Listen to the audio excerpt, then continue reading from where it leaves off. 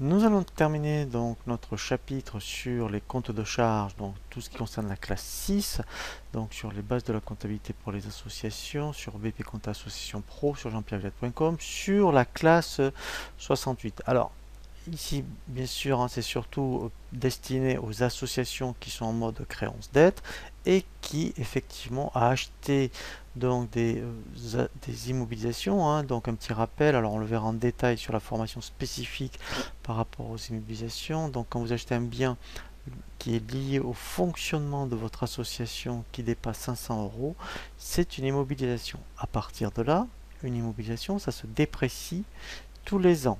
Eh bien, le fait donc de déprécier donc tous les ans, pour constater cette dépréciation, on utilise, vous voyez, des comptes comme le 681, vous voyez, donc dotation aux amortissements, puisqu'effectivement, alors normalement c'est votre expert comptable hein, qui va faire ça, et bien, et c'est pour ça qu'en fin d'année, si vous remet un compte de résultat et un bilan, dans l'annexe, il y a le tableau des immobilisations et notamment, et bien après, le tableau des amortissements.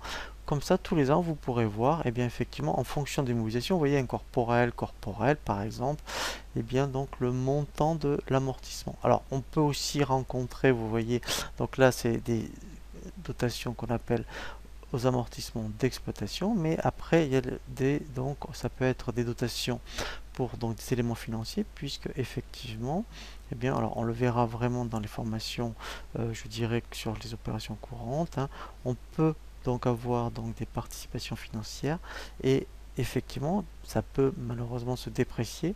Et à partir de là, c'est un 686, mais on peut aussi, vous voyez, constater donc le 687, hein, des dotations provisions pour charges exceptionnelles. Voilà, donc là, effectivement, hein, donc c'est ce que vous allez surtout rencontrer, et bien donc par rapport à la classe 68. Voilà, donc là, on a vu vraiment toutes les classes que vous pouvez rencontrer parmi donc les comptes de la classe 6. Maintenant, eh bien, on va voir la contrepartie, donc les comptes de la classe 7 hein, par rapport donc aux produits, et nous verrons donc les produits d'exploitation, les produits financiers, pareil les produits exceptionnels, donc comme pour les charges.